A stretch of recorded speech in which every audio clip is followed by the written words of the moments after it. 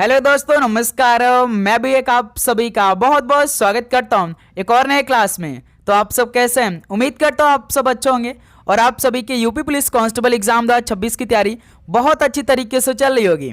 तो साथियों, जैसा कि इस time UP police constable exam 2026 के लिए पिछले 5 सालों का हम लोग एक एक शिफ्ट का क्वेश्चन पेपर को तैयार कर रहे थे, लेकिन आज की इस क्लास में हम लोग कुछ नए प्रैक्टिस सेट क्वेश्चनों का टेस्ट करने वाले हैं। तो इस क्लास में पूरे 90 क्वेश्चन होंगे।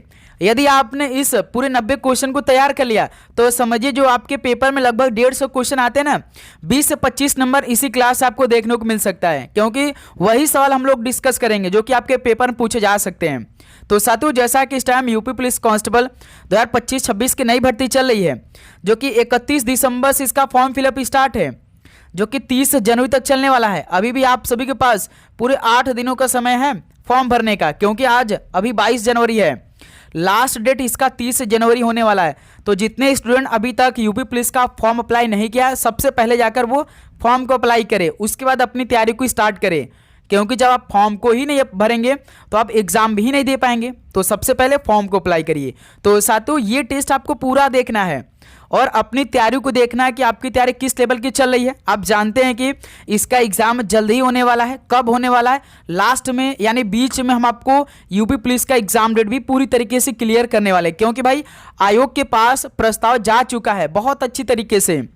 ओके, यूपीएसआई का एग्जाम डेट आ चुका है, यूपी होमगार्ड का भी एग्जाम डेट आ चुका है, लेकिन जो आपका मेन एग्जाम होने वाला है ना, वो यूपी पुलिस कांस्टेबल का होने वाला है। इसी पर अधिकतर फोकस किया जा रहा है आयोग का। ओके, तो इसके लिए तैयारी आपको करनी है, आपको पूरी तरीके से अपने आप को प्रिपेयर करना है। किस महीने में? इस सेशन में क्लियर करने वाले हैं अच्छी तरीके से।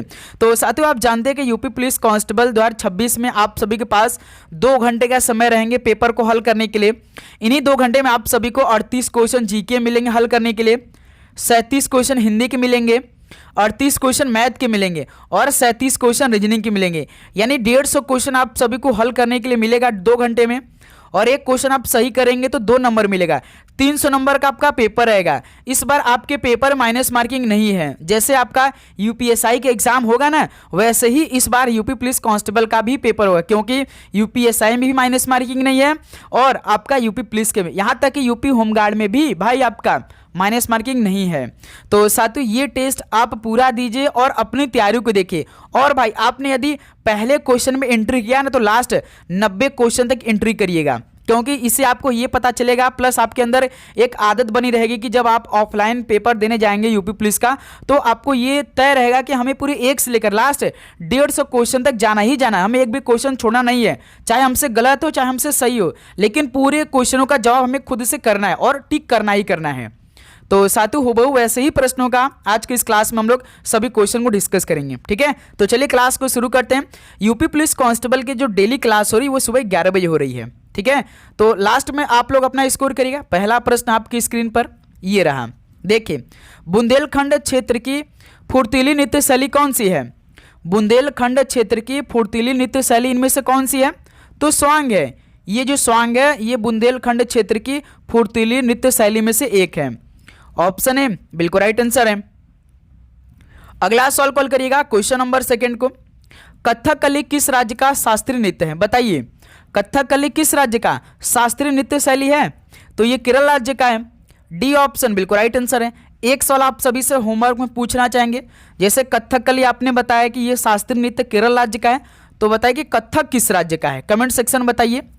इस सवाल का राइट आंसर क्या बनेगा? कथक किस राज्य का नृत्य है? ओके, अगला सवाल कॉल करिए क्वेश्चन नंबर 3 को। विश्व स्वास्थ्य संगठन की स्थापना कब हुई? विश्व स्वास्थ्य संगठन की स्थापना कब हुई थी? किस वर्ष में? तो 1945 में हुई थी विश्व स्वास्थ्य संगठन की स्थापना। बी ऑप्शन राइट आंसर है। अगला सवाल कॉल करिएगा क्वेश्चन नंबर 4 का राइट आंसर क्या बनेगा? अनहैप्पी इंडिया के लेखक कौन है? बताइए, अनहैप्पी इंडिया के लेखक कौन है? लाला लाजपत राय अनहैप्पी इंडिया के लेखक, जो कि सी ऑप्शन बिल्कुल राइट आंसर है। अगला सवाल कॉल करिएगा क्वेश्चन नंबर 5 को। निम्नलिखित में से आत्मीय सभा के संस्थापक कौन थे? बताइए, आत्मीय सभा के संस्थापक कौन थे? तो राजा राम मोहन राय जी थे आत्मीय सभा के संस्थापक। सी ऑप्शन बिल्कुल राइट आंसर है। अगला सवाल कॉल करिएगा क्वेश्चन नंबर 6 का राइट आंसर क्या बनेगा? निम्नलिखित में से कौन 1938 और 1939 में भारतीय राष्ट्रीय कांग्रेस के अध्यक्ष के रूप में चुने गए थे? बताइए 1938 और 1939 में भारतीय राष्ट्रीय कांग्रेस के अध्यक्ष के रूप में किसे चुना गया? 2 बार भाई अध्यक्ष रह चुके थे। किनको चुना गया था? तो सुभाष चंद्र बोस जी को चुना गया था 1938 और 1939 में। ऑप्शन है बिल्कुल राइट आंसर है। ओके, अगला सवाल कॉल करिएगा क्वेश्चन नंबर 7 को। मौलिक अधिकार निम्नलिखित में से किस संविधान के मौलिक अधिकार से लिए गए हैं? बताइए दोस्त, ये इंपॉर्टेंट सवाल है। जो मौलिक अधिकार है वो किस देश के संविधान के मौलिक अधिकार से लिए गए हैं? तो संयुक्त राज्य अमेरिका से लिया गया है मौलिक अधिकारों को। सी ऑप्शन बिल्कुल राइट आंसर है। अगला सवाल को देखिएगा क्वेश्चन नंबर 8 का राइट आंसर क्या बनेगा? भारत के रक्षा बलों का सर्वोच्च सेनापति कौन होता है? भारत के रक्षा बलों का सर्वोच्च सेनापति कौन होता है? तो राष्ट्रपति साहब होते हैं भाई भारत के रक्षा बलों का सर्वोच्च सेनापति। ऑप्शन है बिल्कुल राइट आंसर है। नेक्स्ट अगला सवाल को देखिएगा क्वेश्चन नंबर 9 को। भारत में 42वां संविधान संशोधन अधिनियम किस वर्ष पारित हुआ था? भारत में 42वां संविधान संशोधन अधिनियम किस वर्ष पारित हुआ था? तो ये 1976 में पारित हुआ था भारत में 42वां संविधान संशोधन अधिनियम। सी ऑप्शन राइट आंसर है। ओके, चलिए अगला सवाल को देखिएगा। तो साथियों आगे बढ़ने से पहले आप सभी के बीच में पेपर में छपने वाला टेस्ट आ चुका भाई। यदि आप यूपी पुलिस एग्जाम 2026 की तैयारी कर रहे हैं, यदि आप यूपी होमगार्ड एग्जाम 2026 की तैयारी के प्लस यहाँ तक कि आप यूपी एसआई की भी तैयारी कर रहे हैं, तो दोस्त मेरे आपके लिए एग्जाम को देखते हुए ऐसे पूरे 10 टेस्ट सीरीज हमने आपके लिए बनाया है बहुत अच्छी तरीके से, जिसमें 10 टेस्ट में आपको पूरे 1500 क्वेश्चन मिलेंगे। जीके है, यूपी जीके है, हिंदी है, रीजनिंग है, मैथ, और वही सवाल है जो कि आपके पेपर में बन सकते हैं।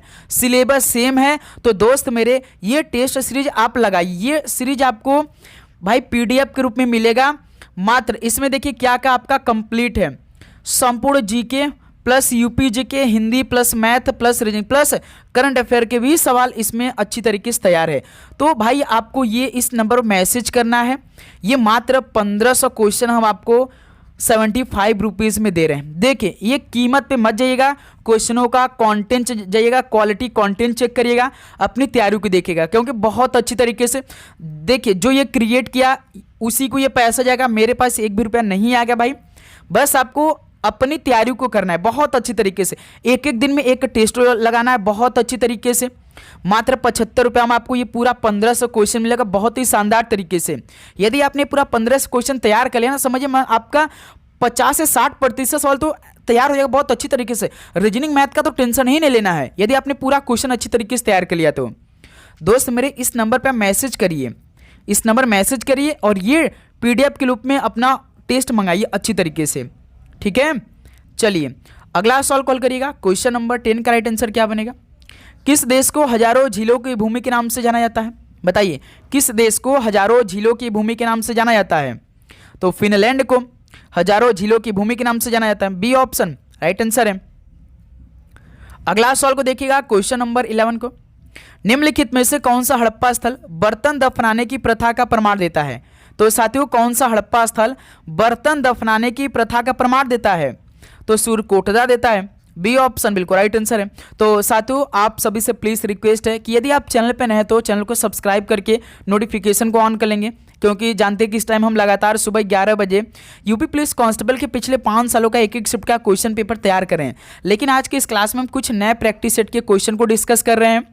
तो साथियों अपनी तैयारी हम लोग ग्रुप में करें, सीरीज में करें बहुत अच्छी तरीके से।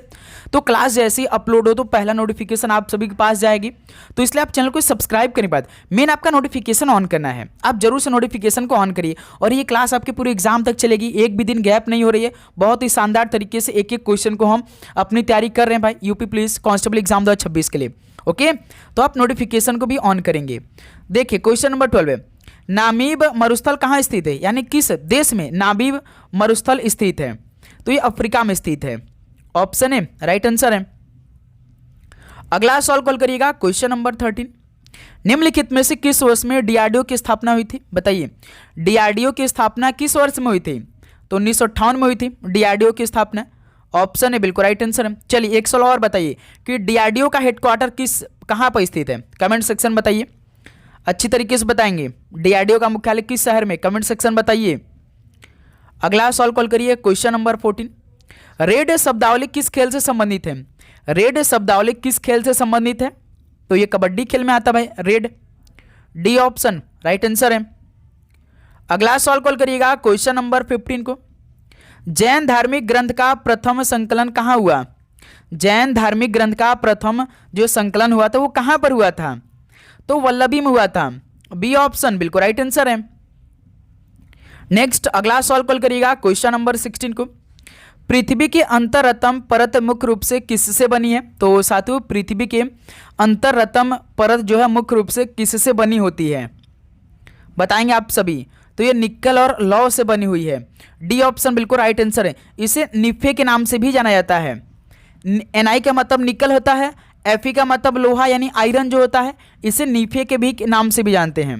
ठीक है, डी ऑप्शन बिल्कुल राइट आंसर है। अगला सवाल को देखिएगा क्वेश्चन नंबर 17 का राइट आंसर क्या बनेगा? निम्नलिखित में से कौन एल्यूमिनियम का सबसे महत्वपूर्ण अयस्क है? तो साथियों एल्यूमिनियम का जो सबसे महत्वपूर्ण अयस्क है वो कौन सा है? तो बॉक्साइट है। ऑप्शन ए राइट आंसर है। अगला सवाल कॉल करिएगा क्वेश्चन नंबर 18 को। निम्नलिखित में से कौन सा राष्ट्रीय उद्यान लोकप्रिय पात्र मोगली से भी जुड़ा हुआ है? तो साथियों इनमें से कौन सा राष्ट्रीय उद्यान लोकप्रिय पात्र मोगली से भी जुड़ा हुआ है? बताइए। तो पेंच है भाई, जो कि लोकप्रिय पात्र मोगली से भी जुड़ा हुआ ये राष्ट्रीय उद्यान पेंच। ऑप्शन ए राइट आंसर है। ओके, अगला सवाल को देखिएगा क्वेश्चन नंबर 19 का राइट आंसर क्या बनेगा? जनसंख्या पिरामिड किसे इंगित करता है? तो साथियों जो जनसंख्या पिरामिड है किसे इंगित करता है? बताइए। तो ये आयु, लिंग और जनसंख्या की संरचना को इंगित करता है जो जनसंख्या पिरामिड है। ऑप्शन ए बिल्कुल राइट आंसर है। अगला सवाल कॉल करिएगा क्वेश्चन नंबर 20। बहुत उच्च तापमान को मापने के लिए इस्तेमाल किया जाने वाला उपकरण कौन सा है? बहुत उच्च तापमान को मापने के लिए किसका इस्तेमाल किया जाता है, यानी कौन सा उपकरण होता है जो कि बहुत उच्च तापमान को भी माप देता है? उसका नाम क्या है? तो उसे पैरोमीटर कहते हैं। बी ऑप्शन बिल्कुल राइट आंसर है। तो साथियों आपको सभी क्वेश्चनों का जवाब खुद से करना है, चाहे आपको आए या न आए, इससे आपकी तैयारी और भी अच्छी होगी और आपकी तैयारी करने में रुचि बढ़ेगी मेरे दोस्त। डेली क्लास आपको करनी है सुबह 11 बजे। ओके, देखिए क्वेश्चन नंबर 21। निम्नलिखित में से कौन सा शास्त्रीय नृत्य रूप हिंदुस्तानी शास्त्रीय संगीत से संबंधित है? इनमें से कौन सा शास्त्रीय नृत्य रूप हिंदुस्तानी शास्त्रीय संगीत से संबंधित है? बताएंगे आप सभी। तो कथक भाई। ऑप्शन ए राइट आंसर है। अगला सवाल कॉल करिएगा क्वेश्चन नंबर 22। धमेक स्तूप भारत में सबसे प्रमुख बौद्ध संरचनाओं में से एक है। यह उत्तर प्रदेश के किस जिले में स्थित है? तो साथियों धमेक स्तूप भारत में सबसे प्रमुख बौद्ध संरचनाओं में से एक है। यह उत्तर प्रदेश के किस जिले में स्थित है? तो उत्तर प्रदेश के वाराणसी जिले में स्थित है। सी ऑप्शन बिल्कुल राइट आंसर है। अगला सवाल को देखिएगा क्वेश्चन नंबर 23 का राइट आंसर क्या बनेगा? उत्तर प्रदेश का कौन सा शहर एविएशन हब बनेगा? उत्तर प्रदेश का कौन सा शहर एविएशन हब बनेगा? तो नोएडा शहर भाई, जो कि एविएशन हब बनेगा। ऑप्शन ए बिल्कुल राइट आंसर है। नेक्स्ट अगला सवाल कॉल करिएगा क्वेश्चन नंबर 24। कौन सा संस्थान लोकतंत्र सूचकांक प्रकाशित करता है? बताइए कौन सा संस्थान लोकतंत्र सूचकांक को प्रकाशित करता है? ये इंपॉर्टेंट सवाल है। द इकोनॉमिस्ट इंटेलिजेंस यूनिट ये प्रकाशित करता भाई लोकतंत्र सूचकांक, जो कि बी ऑप्शन बिल्कुल राइट आंसर है। नेक्स्ट अगला सवाल कॉल करिएगा क्वेश्चन नंबर 25 का राइट आंसर क्या बनेगा? खेलो इंडिया यूथ गेम्स 2025 में पदक तालिका में किस राज्य ने शीर्ष स्थान प्राप्त किया? बताइए खेलो इंडिया यूथ गेम्स 2025 में पदक तालिका में किस राज्य ने शीर्ष स्थान प्राप्त किया था? याद रखिएगा 158 पदक जीता था भाई। किस राज्य ने? तो महाराष्ट्र राज्य ने जीता था, जो कि पहले स्थान पे था। बी ऑप्शन बिल्कुल राइट आंसर है। अगला सवाल कॉल करिएगा क्वेश्चन नंबर 26 को। कृत्रिम बुद्धिमत्ता के जनक रूप में किसे जाना जाता है? तो साथियों कृत्रिम बुद्धिमत्ता के जनक रूप में किसे जाना जाता है? बताइए। तो जॉन मैकॉर्थी के रूप में जाना जाता है कृत्रिम बुद्धिमत्ता के जनक के रूप में। डी ऑप्शन राइट आंसर है। अगला सवाल कॉल करिएगा क्वेश्चन नंबर 27 का राइट आंसर क्या बनेगा? चेक गणराज्य की मुद्रा क्या है? बताइए चेक गणराज्य की मुद्रा क्या है? तो कोरोना है चेक गणराज्य की मुद्रा। ऑप्शन है कोरोना बिल्कुल राइट आंसर है। अगला सवाल कॉल करिए क्वेश्चन नंबर 28 को। संयुक्त राष्ट्र का मुख्यालय कहाँ स्थित है? बताइए संयुक्त राष्ट्र का मुख्यालय कहाँ पर है? तो इसका मुख्यालय न्यूयॉर्क में है। जो कि बी ऑप्शन बिल्कुल राइट आंसर है। ओके, चलिए अगला सवाल कॉल करिएगा। क्वेश्चन नंबर 29 का राइट आंसर क्या बनेगा? भारत में डुरंड कप का पहला संस्करण कब खेला गया था? तो साथियों, भारत में डुरंड कप का जो पहला संस्करण हुआ था कब खेला गया था, किस वर्ष में हुआ था? डुरंड कप फुटबॉल खेल से संबंधित है, ध्यान रखिएगा, 1888 में खेला गया। डी ऑप्शन बिल्कुल राइट आंसर है। अगला सवाल कॉल करिए। क्वेश्चन नंबर 30, निम्नलिखित में से कौन सा राज्य बांस ड्रिप सिंचाई प्रणाली का उपयोग करता है? तो इनमें से कौन सा राज्य बांस ड्रिप सिंचाई प्रणाली का उपयोग करता है? तो भाई मेघालय राज्य करता है, सी ऑप्शन राइट आंसर है। अगला सवाल कॉल करिएगा। क्वेश्चन नंबर 31, लेप्चा, असमिया, भूटिया किस भाषा परिवार के प्रकार हैं? तो साथियों, जो लेप्चा है, असमिया है, भूटिया, ये किस भाषा परिवार के प्रकार हैं? तो ये चीनी तिब्बती भाषा परिवार के प्रकार है, जो लेप्चा है, असमिया है और भूटिया है। ऑप्शन है बिल्कुल राइट आंसर है। ओके, अगला सवाल कॉल करिएगा। क्वेश्चन नंबर 32 का राइट आंसर क्या बनेगा? लॉर्ड कर्जन द्वारा निम्नलिखित में से कौन सा उपाय नहीं अपनाया गया था? तो साथियों, लॉर्ड कर्जन द्वारा कौन सा उपाय नहीं अपनाया गया था इनमें से? 1905 में बंगाल का विभाजन लॉर्ड कर्जन ने करवाया था। तो साथियों, आप बताइए कि लॉर्ड कर्जन ने 1905 में तो बंगाल विभाजन करवाया था, लेकिन आप जानते हैं, यदि आपको याद होगा, तो 1911 में बंगाल का विभाजन रद्द कर दिया गया था। तो बताइए किसने रद्द करवाया था? कमेंट सेक्शन में बता सकते हैं आप लोग, उनका नाम बता सकते हैं। जैसे लॉर्ड कर्जन द्वारा कौन सा उपाय नहीं अपनाया गया था? जैसे इनमें से 3 ऐसे उपाय हैं जो कि लॉर्ड कर्जन द्वारा अपनाया गया था। कौन कौन वो उपाय थे? जैसे कलकत्ता जो नगर पालिका संशोधन अधिनियम था, ये अपनाया गया था। भारतीय विश्वविद्यालय अधिनियम, ये भी अपनाया गया था। प्राचीन भारतीय स्मारकों की सुरक्षा के लिए कानून, ये भी अपनाया गया। दोस्त मेरे, जो भारतीय अधिकारी गोपनीयता संशोधन अधिनियम था, ये नहीं अपनाया गया था भाई लॉर्ड कर्जन द्वारा। तो सी ऑप्शन इस सवाल का राइट आंसर है। ओके, अगला सवाल कॉल करिएगा। क्वेश्चन नंबर 33 का राइट आंसर क्या होगा? गन्ने में लाल सड़न का कारण निम्न में से कौन सा है? यानी कौन सा संक्रमण होता है कि गन्ने में लाल सड़न हो जाता है? यदि आपके घरों में गन्ना होगा तो आप देखेंगे नीचे नीचे लाल सड़न होता है, बीच में पूरा लाल ही हो जाता है कई में। तो बताइए वो कौन सा उसमें संक्रमण होता है? तो वो फंगल संक्रमण होता है, जिसके कारण गन्ने में लाल सड़न का कारण बनता है। ऑप्शन है राइट आंसर है। अगला सवाल को देखिए। क्वेश्चन नंबर 34, राज्यपाल की मृत्यु, इस्तीफे या निष्कासन के मामले में राज्यपाल के रूप में कौन सा कार्य करता है? बताइए, राज्यपाल की मृत्यु, इस्तीफे या निष्कासन के मामले में राज्यपाल के रूप में कौन कार्य करता है? आप सभी बताएंगे। तो भाई उच्च न्यायालय के मुख्य न्यायाधीश काम करते हैं राज्यपाल के रूप में। बी ऑप्शन बिल्कुल राइट आंसर है। अगला सवाल कॉल करिएगा। क्वेश्चन नंबर 35 का राइट आंसर क्या बनेगा? राजाओं की घाटी कहाँ स्थित है? बताइए, राजाओं की घाटी कहाँ पर स्थित है? तो ये मिस्र में स्थित है। ऑप्शन है बिल्कुल राइट आंसर है। अगला सवाल कॉल करिएगा। क्वेश्चन नंबर 36 को, निम्नलिखित में से कौन सा कारक संघीय राज्य के गठन को बढ़ावा नहीं देता है? तो साथियों, कौन सा कारक संघीय राज्य के गठन को बढ़ावा नहीं देता है? तो भाई सजातीय जनसंख्या, ये संघीय राज्य के गठन को बढ़ावा नहीं देता है। तो बी ऑप्शन बिल्कुल राइट आंसर है। अगला सवाल कॉल करिएगा। क्वेश्चन नंबर 37 का राइट आंसर क्या बनेगा? निम्नलिखित में से कौन सी भारत और पाकिस्तान के बीच की सीमा रेखा है? ये तो हमने कई बार सवाल करा दिया, ये सवाल आपके होमवर्क भाई। पूरे देश का हमने सीमा रेखा एक ही क्लास में बताया भाई। यदि आप डेली क्लास कर रहे होंगे तो बहुत शानदार तरीके से आपको याद होगा। ये भी सवाल आपके होमवर्क रहेगा। कमेंट सेक्शन में बताइए सवाल का राइट आंसर क्या बनेगा भाई। भारत और पाकिस्तान के बीच जो सीमा रेखा उसको क्या कहते हैं? बताइए इस सवाल का राइट आंसर। तो सभी दोस्त कमेंट सेक्शन बताएंगे भाई, और आप चैनल को सब्सक्राइब करके मेन आपका नोटिफिकेशन ऑन किए रहेंगे भाई। क्लास अपलोड होगी तो तुरंत आप सभी के पास नोटिफिकेशन जाएगी। नेताजी सुभाष चंद्र बोस अंतर्राष्ट्रीय हवाई अड्डा कहाँ पर स्थित है? नेताजी सुभाष चंद्र बोस अंतर्राष्ट्रीय हवाई अड्डा कहाँ पर स्थित है, किस शहर में स्थित है? तो ये कोलकाता शहर में स्थित है। सी ऑप्शन राइट आंसर है। अगला सवाल कॉल करिए। क्वेश्चन नंबर 39, ध्वनि तरंग किस माध्यम से नहीं गुजर सकती है? तो साथियों, ध्वनि तरंग किस माध्यम से नहीं गुजर सकती है? बताइए। तो भाई निर्वात के माध्यम से नहीं गुजर सकती है ध्वनि तरंगे। तो बी ऑप्शन बिल्कुल राइट आंसर है। ठोस के माध्यम से चलती भाई, आदर्श गैस से चलती, तरल से चलती, लेकिन निर्वात से नहीं गुजरती हैं। अगला सवाल को देखिए। क्वेश्चन नंबर 40 को, विष्णु के भक्त क्या जाने जाते थे भाई? किसके रूप में जाने जाते थे जो विष्णु के भक्त थे? बताइए। विष्णु के भक्त अलवर के रूप में जाने जाते थे। ओके, सी ऑप्शन बिल्कुल राइट आंसर है। अगला सवाल कॉल करिए, इस सवाल का राइट आंसर क्या बनेगा? ड महल भारत में निम्नलिखित में से किस स्थान का लोक नृत्य है? बताइए, ड महल भारत में किस स्थान का लोक नृत्य है? तो ये जम्मू और कश्मीर का है। ऑप्शन ए बिल्कुल राइट आंसर है। ओके, चलिए अगला सवाल कॉल करिए, क्वेश्चन नंबर 42। विश्व मधुमेह दिवस कब मनाया जाता है, यानी किस तारीख को विश्व मधुमेह दिवस मनाया जाता है? तो ये 14 नवंबर को मनाया जाता है विश्व मधुमेह दिवस। ऑप्शन ए बिल्कुल राइट आंसर है। अगला सवाल कॉल करिएगा, क्वेश्चन नंबर 43 का राइट आंसर क्या बनेगा? निम्नलिखित में से बंगाल के किस कांग्रेस नेता के कट्टरपंथी उद्देश्य थे? बताइए, बंगाल के किस कांग्रेस नेता के कट्टरपंथी उद्देश्य थे? बताएंगे आप सभी।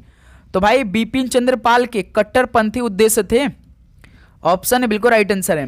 चलिए एक सवाल का राइट आंसर और आप बताइए कि भारतीय राष्ट्रीय कांग्रेस की स्थापना किस वर्ष में थी, यानी इंडियन नेशनल कांग्रेस की स्थापना किस वर्ष में थी? कमेंट सेक्शन बताइएगा। पहला अधिवेशन मुंबई में हुआ था, जिस वर्ष इसकी स्थापना हुआ था उसी वर्ष में मुंबई में इसका पहला अधिवेशन हुआ था। कमेंट सेक्शन बताइएगा इंडियन नेशनल कांग्रेस की स्थापना किस वर्ष में हुआ था। छोटा सा ये सवाल है, होमवर्क में आप सभी को बताना है। अगला सवाल को देखिए, क्वेश्चन नंबर 44।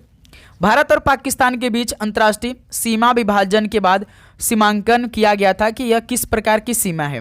तो साथियों, भारत और पाकिस्तान के बीच जो अंतर्राष्ट्रीय सीमा विभाजन हुआ था, इसके बाद सीमांकन किया गया कि यह किस प्रकार की सीमा है। तो भाई ये सांस्कृतिक प्रकार की सीमा है। ऑप्शन ए बिल्कुल राइट आंसर है।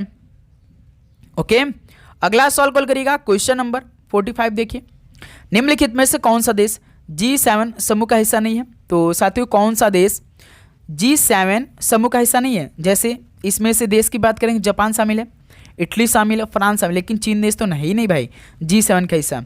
तो इस सवाल का डी ऑप्शन राइट आंसर है। ओके, अगला सवाल को देखिए, क्वेश्चन नंबर 46 को।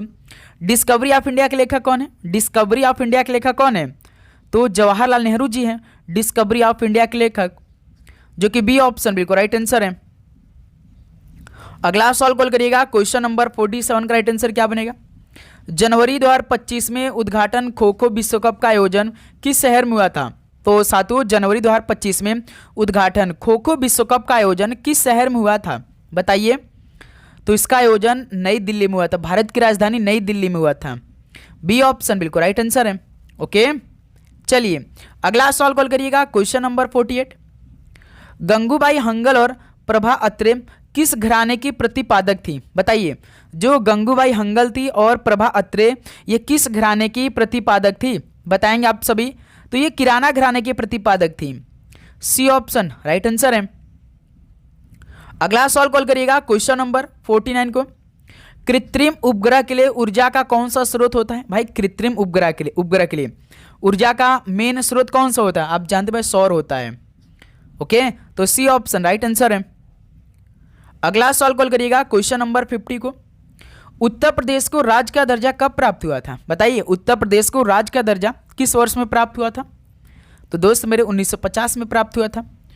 तो अब एक और सवाल का राइट आंसर बताइए कि यूपी की कैपिटल कौन सी है, यानी यूपी की राजधानी क्या होती है? कमेंट सेक्शन बताइए। ये भी सवाल आपके होमवर्क रहेगा भाई, जितना भी सवाल होमवर्क में आपको दे देंगे आपके शिफ्ट में वही सवाल आ जाएगा। याद रखिएगा, इसको आप यदि कॉपी में भी नोट डाउन कर रहे होंगे ना, तो अब यदि इसको पढ़ लेंगे ना, सवाल में आ जाएगा। आप उस दिन जिस दिन पेपर देकर आएंगे, नोट मिलाएंगे, तो सवाल ये रहेगा आपके। ठीक है, तो याद करते रहिएगा भाई, जितने सवाल होमवर्क में आपको हम देते रहेंगे। देखिए क्वेश्चन नंबर 51। निम्नलिखित में से कौन सी गैस वायु से हल्की होती है? ऐसी कौन सी गैस है जो कि वायु से भी हल्की है? बताइएगा। तो अमोनिया, जो कि NH3 है ना भाई, जो नहटू को नहटू हम बोलते हैं, NH2CO NH2O, तो ये वायु से भी हल्की है। तो सी ऑप्शन राइट आंसर है। अगला सवाल को देखिए, क्वेश्चन नंबर 52। तापमान की निम्न वार्षिक सीमा और उच्च वार्षिक वर्षा ये किसकी विशेषताएं हैं?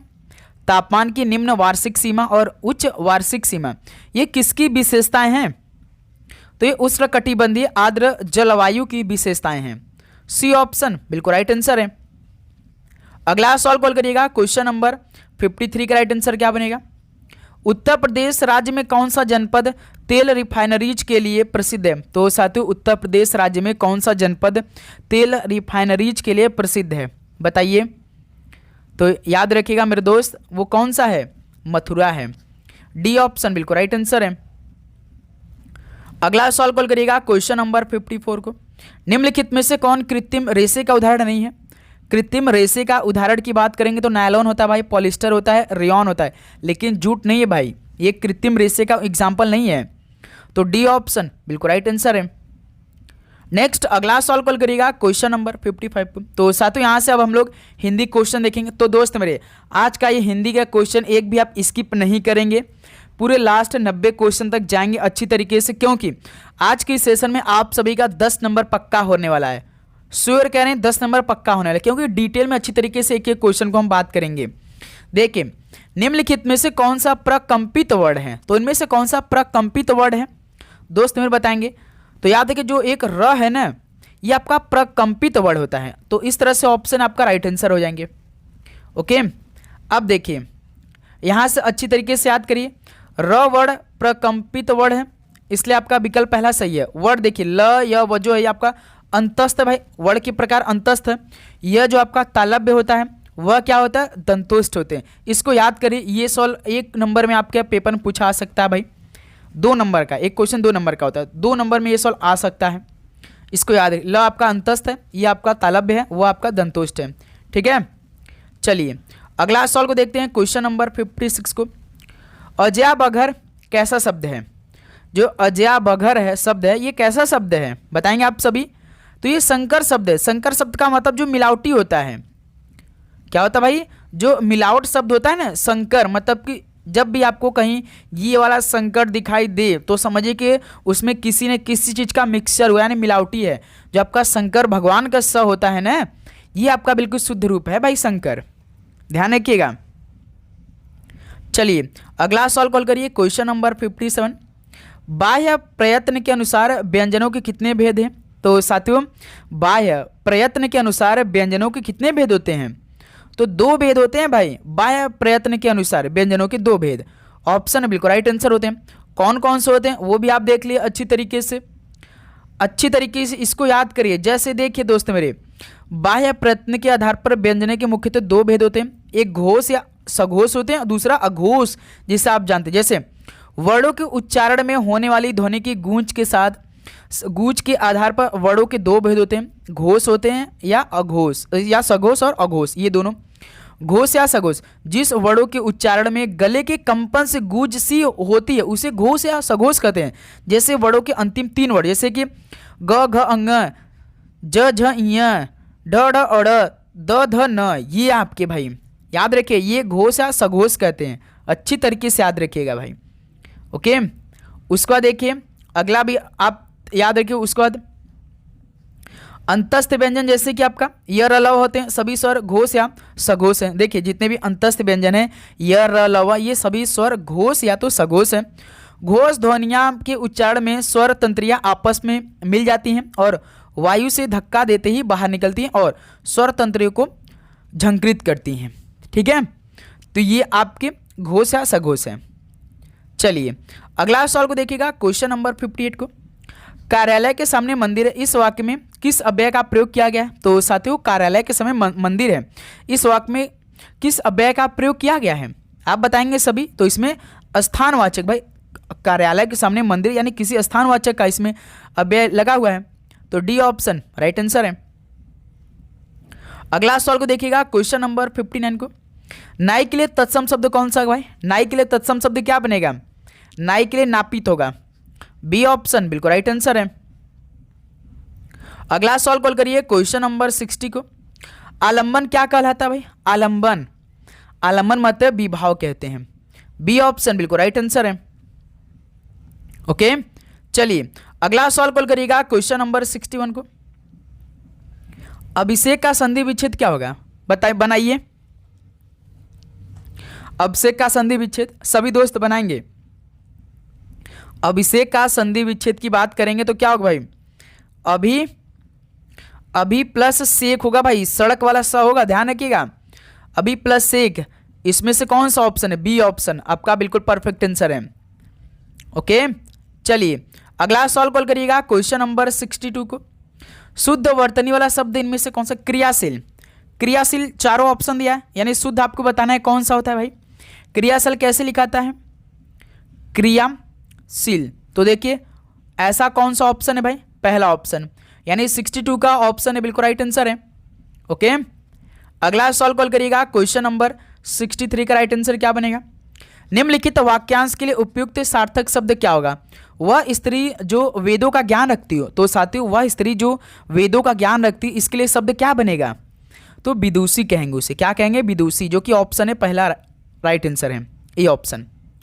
चलिए अगला सवाल को देखिएगा। क्वेश्चन नंबर 64, बहुब्रीहि समास का उदाहरण बताइए। बहुब्रीहि समास का उदाहरण बताइए इनमें से कौन सा है? तो दोस्त मेरे ये इंपॉर्टेंट सवाल है। बहुब्रीहि समाज का जो पद्मनाभ है, पद्मनाभ जो है ये बहुब्रीहि समाज का उदाहरण, जो कि सी ऑप्शन राइट आंसर है।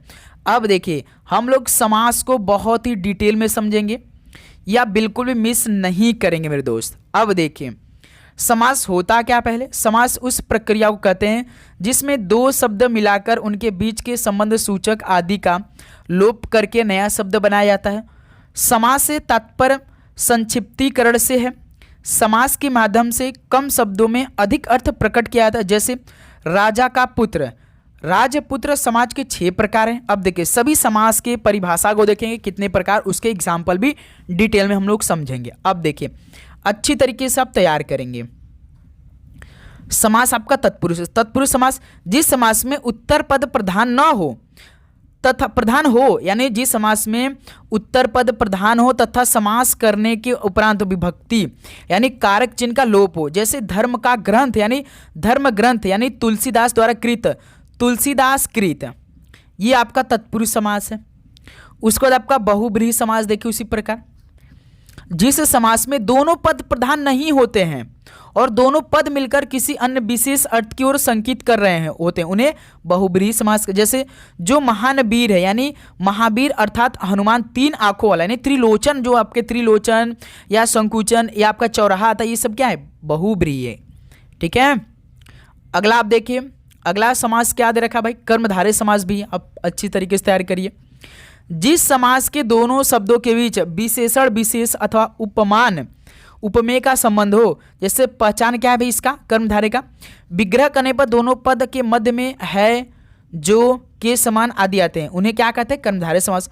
कमल के समान नयन यानी कमल नयन, महान है जो देव यानी महादेव, तो ये कैसे एग्जाम्पल होते हैं? कर्मधारय के। ठीक है, इसको याद रखिएगा। अब देखिए द्विगु समास के, जिस समास में पूर्व पद यानी पहला पद संख्यावाचक विशेषण है। जैसे दोपहरों का समूह, दोपहर, 3 लोकों का समाहार, त्रिलोक, उसे क्या कहेंगे? द्विगु समास। लास्ट अव्यय भाव देखिए, जिस समास में पहला पद प्रधान हो और समस्त शब्द अव्यय का काम करें। जैसे प्रति प्लस दिन यानी प्रतिदिन, 1 + 1 एकाएक। ठीक, क्लियर? अच्छी तरीके से याद करिए, इसका स्क्रीनशॉट लीजिए और इसे आप याद करिए। एक और समास भाई अभी द्वंद्व समास, इसको भी पढ़ लीजिए अच्छी तरीके से। द्वंद्व समास में समस्त पद के दोनों पद प्रधान हो या दोनों पद समान हो एवं दोनों पदों को मिलाते समय और या अथवा एवं आदि योजक लुप्त हो जाए तो वह समास द्वंद्व है। यानी माता पिता, माता और पिता, हा या न, समझ में आया? योजक का साइन बीच में आना चाहिए, तो उसे द्वंद्व समास कहेंगे। ठीक, अगला सवाल को देखिएगा। क्वेश्चन नंबर 65 को, सही वर्तनी वाले शब्द का चयन कीजिए। यावज्जीवन, यावज्जीवन का अर्थ होता है कि जन्म भर, आजीवन, जैसे हम तुम्हारे इस उपकार को नहीं भूलेंगे। तो यावज्जीवन देखिए आपका कौन सा ऑप्शन सही है भाई? तो इसमें बी ऑप्शन आपका बिल्कुल राइट आंसर है। ठीक है, चलिए अगला सवाल कॉल करिएगा। क्वेश्चन नंबर 66 का राइट आंसर क्या बनेगा? कीर्ति का विपरीतार्थक शब्द कौन सा होगा? कीर्ति का यानी विलोम शब्द बताना है, विपरीतार्थक क्या होगा भाई? अब कीर्ति होगा भाई। बिल्कुल सर जी, ऑप्शन है बिल्कुल राइट आंसर है।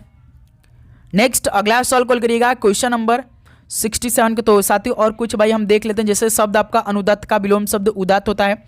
उन्मीलन का क्या होगा? निमीलन होगा। निम्न का ऊर्ध्व हो जाएगा। पतन का उत्थान होगा। उद्यम का निरुद्यम होगा। उद्धत का विनीत होगा। एकल का बहुल होगा। क्रम का व्यतिक्रम होगा। इसको भी याद रखिए। एक का अनेक को हो जाएगा, जैसे क्रम का व्यतिक्रम। एक का अनेक होगा। विकीर्ण का एकत्र होगा। सौम्य का उग्र होगा। ये सभी याद रखिएगा भाई, आपके एग्जाम के लिए इंपॉर्टेंट है। कपीस और कपीस का अर्थ क्या होगा बताएंगे आप सभी? कपीस और कपीस का अर्थ, कपीस मतलब मटमैला, कपीस का अर्थ होता है बंदर, यानी डी ऑप्शन इस सवाल का बिल्कुल राइट आंसर है। ओके, अगला सवाल को देखिएगा। क्वेश्चन नंबर 68 को, मोहन खत लिखता है, इसमें कौन सा वाच्य? मोहन खत लिख रहा है, यानी वो कर्म कर रहा है ना भाई, कोई कर्तृवाच्य है। ऑप्शन बिल्कुल राइट आंसर है।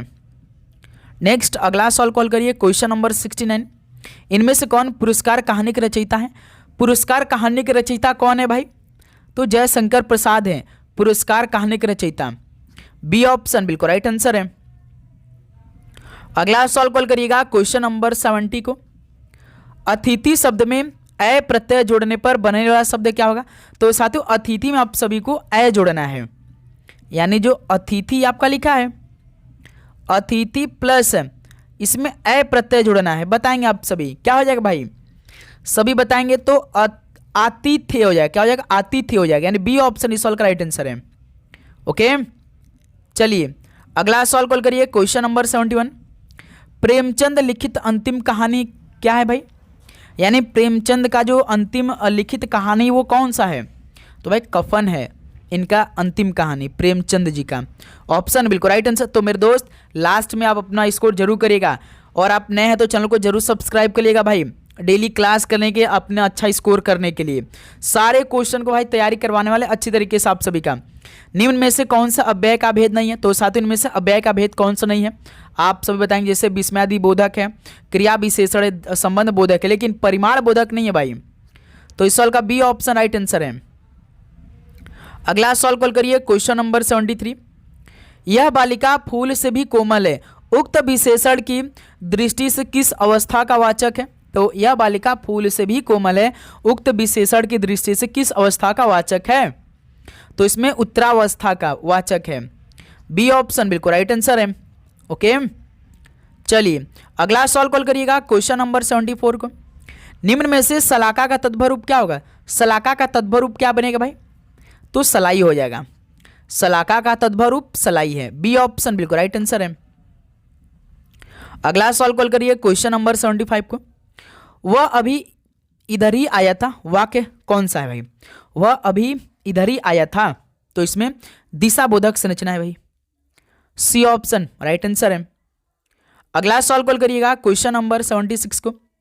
निजत्व संज्ञा शब्द कौन सा है भाई? निजत्व संज्ञा शब्द कौन सा है? तो ये भाववाचक है निजत्व, जो कि बी ऑप्शन बिल्कुल राइट आंसर है। अगला सवाल कॉल करिए, क्वेश्चन नंबर 77। लिंग की दृष्टि से दही शब्द कौन सा भाई? लिंग की दृष्टि से स्त्रीलिंग या पुल्लिंग है, या नपुंसक है, या उभयलिंग है? बताइए लिंग की दृष्टि से दही शब्द कैसा भाई? तो ये पुल्लिंग है भाई। बी ऑप्शन बिल्कुल राइट आंसर है।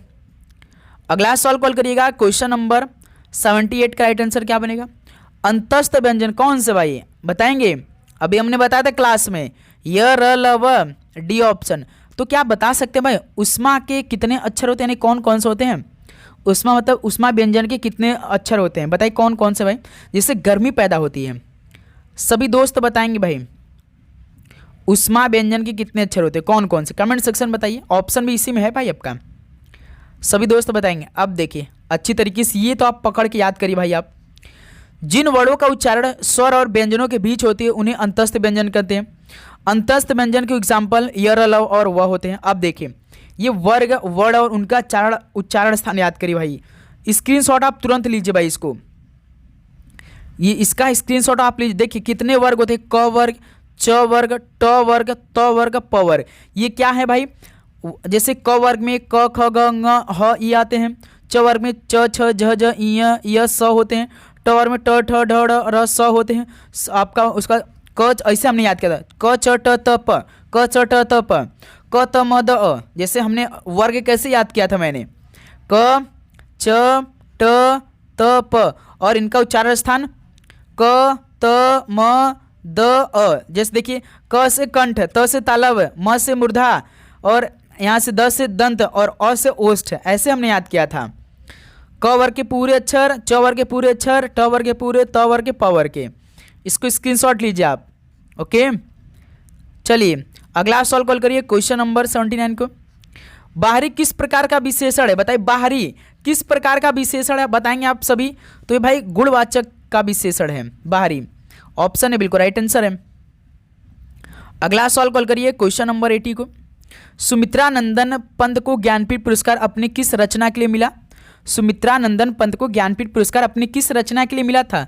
तो उन्हें चिदंबरा के लिए मिला था। डी ऑप्शन राइट आंसर है। नेक्स्ट अगला सवाल कॉल करिएगा क्वेश्चन नंबर 81 को। दिए गए शब्द का उपयुक्त पर्यायवाची शब्द चुनिए। पुत्र का बताइए क्या होगा। पुत्र का सर जी क्या होना चाहिए बताएंगे आप सभी। तो पुत्र का तनय होगा। सी ऑप्शन राइट आंसर है। तनया नहीं तनय होगा केवल। ओके चलिए अगला सवाल कॉल करिए क्वेश्चन नंबर 82। अनेक शब्द को बहुवचन में परिवर्तित करिए। अनेक का अनेक ही होगा भाई, बहुवचन। अनेकाय या अनेकों नहीं होगा। अनेक शब्द का बहुवचन अनेक ही होगा। ओके ऑप्शन बिल्कुल राइट आंसर है। अगला सवाल कॉल करिएगा क्वेश्चन नंबर 83 को। आलंबन की चेष्टाएं क्या कहलाते हैं। तो साथियों आलंबन की चेष्टाएं क्या कहलाते हैं बताइए। तो उद्दीपन कहलाते हैं आलंबन की चेष्टाएं। सी ऑप्शन राइट आंसर है। अगला सवाल कॉल करिएगा क्वेश्चन नंबर 84। प्रेरणार्थक क्रिया कौन सा भाई। प्रेरणार्थक क्रिया कौन सा इनमें से बताएंगे आप सभी। तो सुलाना प्रेरणार्थक क्रिया है।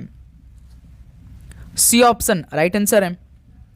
अगला सवाल कॉल करिएगा क्वेश्चन नंबर 85 का राइट आंसर क्या बनेगा। वर्णमाला किसे कहते हैं। वर्णमाला किसे कहते हैं। वर्णों के व्यवस्थित समूह को वर्णमाला कहते हैं। डी ऑप्शन बिल्कुल राइट आंसर है। ओके चलिए अगला सवाल कॉल करिएगा क्वेश्चन नंबर 86 को। दिए गए शब्दों में से कारक विभक्ति संबंधित त्रुटि वाला वाक्य कौन सा है। तो साथियों दिए गए शब्दों में से कारक विभक्ति संबंधित त्रुटि वाला वाक्य कौन सा इनमें से है। दोस्त मेरे सीमा पुस्तक पढ़ रही है, ये आपका कारक विभक्ति संबंधित त्रुटि वाला वाक्य है। तो इस तरह से ऑप्शन सीमा पुस्तक पढ़े ठीक है भाई। राधा बाजार जाते ठीक है। राम घर जाता ये, लेकिन रमा घर को जाती ये देखिए ना भाई। भाई हमें कारक विभक्ति का देखना है तो इसमें तो कोई कारक लगा ही नहीं है भाई। इसमें को देखे लगा यही है ना। कर्ता ने कर्म को करण से आपने याद किया होगा अच्छी तरीके से। तो अब इसमें देखिए इसको पढ़िए अच्छी तरीके से। रमा घर को जाती है, इसमें कारक विभक्ति संबंधित त्रुटि सही वाक्य। रमा घर जाती है यह कारक विभक्ति की आवश्यकता नहीं है भाई। शेष सभी विकल्प सही है। वाक्य में प्रयुक्त संज्ञा सर्वनाम शब्दों के साथ क्रिया का संबंध कारक कहलाता है। ठीक है जैसे राम ने डंडे से घोड़े को पीटा, मोहन 10 दिन में दिल्ली जाएगा। ये 8 प्रकार के होते। कर्ता ने कर्म को करण से, संप्रदान को के लिए, अपदान से मान, का के की संबंध, अधिकरण से में माना, रे हे हो संबंध मित्र, धरो या ध्यान। ये याद रखिए भाई आप सभी। ओके चलिए अगला सवाल को देखिए क्वेश्चन नंबर 87 को। निर्देश निम्नलिखित में से शुद्ध वर्तनी वाले शब्द का चयन करिए। अधीन कैसे लिखा जाता है आप सभी दोस्त बताएंगे। अधीन कैसे लिखा जाता है। अ धी बड़ी ई की मात्रा न, अधीन यानी पहला ऑप्शन आपका राइट आंसर है भाई। अगला सवाल कॉल करिए क्वेश्चन नंबर 88 का राइट आंसर। सडानन का सही संधि विच्छेद क्या होगा। सडान यानी स आधा ट प्लस आनन। ठीक है सडानन तो कौन सा ऑप्शन। D option. सट आधा ट है ये जो छोटा से नीचे ऐसा लगा ना उसको आधा मानते हैं, प्लस आनन सडानन। डी ऑप्शन बिल्कुल राइट आंसर है। अगला सवाल कॉल करिएगा भाई क्वेश्चन नंबर 89 क्या दे रखा है। कोष्टक में दिए गए विराम चिन्ह का नाम क्या है भाई। आज पूरा आपको चिन्ह बता देंगे कौन कौन सा चिन्ह कैसा कैसा होता है, उसका पहचानने का क्या होता है। देखिए कोष्टक में दिए गए चिन्ह, इस चिन्ह को आप क्या बोलते हैं भाई बताएंगे आप सभी। तो इसको अर्धविराम कहेंगे ना। तो इस सवाल का डी ऑप्शन राइट आंसर है ना। अब देखिए सभी चिन्ह को आप पकड़िए अच्छी तरीके से। विराम चिन्ह पढ़िए। विराम का अर्थ होता है कि ठहराव। लिखते समय या बोलते समय यदि विराम न हो तो पाठक या श्रोता को भाषा के समग्र ज्ञान में कठिनाई होती है। एक ही वाक्य के कई अर्थ निकल सकते हैं, वह भ्रमित हो सकता है।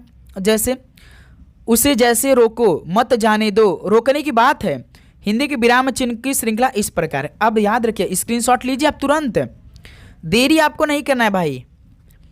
अल्प विराम ये है, अर्ध विराम यानी सेमीकोलन ये है, पूर्ण विराम ये है, उप विराम ये है, प्रश्नवाचक चिन्ह ये है आपका, विस्मयादि बोधक चिन्ह ये आपका है यहाँ पे है, संयोजक चिन्ह कौन हाइपन जिसे बोलते हैं, उद्धरण चिन्ह ये आपका, कोष्टक चिन्ह आपका ये है, 2 ठो होता है कोष्टक। उसके बाद आपका लास्ट वाले में देखिए निर्देश चिन्ह भी आपका ये है, लोप चिन्ह ये है, लाघव चिन्ह ये है, पुनरुक्ति चिन्ह ये है आपका, त्रुटि चिन्ह ये है, जैसे त्रुटि होता है ऊपर हम ऐसे लगा देते हैं, विवरण चिन्ह ये आपका है, रेखा चिन्ह ये है। उसका तो प्रतिशत जो बेसिक वाला उसको तो याद होगा आपको, प्रतिशत साइन ये है आपका, तारक का चिन्ह ये आपका, साइन ऑफ फुटनोट। ठीक ये सभी आप याद करिए भाई। चलिए दोस्त, मेरे लास्ट क्वेश्चन आज के इस क्लास के याद करिए। अजीर अजर का शब्द युग्म क्या होगा भाई, बताइए। अजीर अजर का शब्द युग्म चुनिए, कौन सा है। अजीर का मतलब आंगन, अजर का मतलब अमर, तो इस साल का बी ऑप्शन राइट आंसर है। दोस्त मेरे फाइनली ये पूरा 90 क्वेश्चन कंप्लीट हो चुका है। अब बताइए दोस्त कि आप सभी का आज की सेशन से कितना स्कोर हुआ लगभग। सभी दोस्त ईमानदारी के साथ बताएंगे। तो साथ ही उम्मीद करूंगा आपको हर एक क्वेश्चन बहुत ही शानदार तरीके से समझ में आ रहे होंगे। यदि किसी भी प्रश्न पे आप सभी को डाउट हो तो साथ ही कमेंट में जरूर बताइएगा। डाउट लेकर आप बिल्कुल भी नहीं चलेंगे भाई।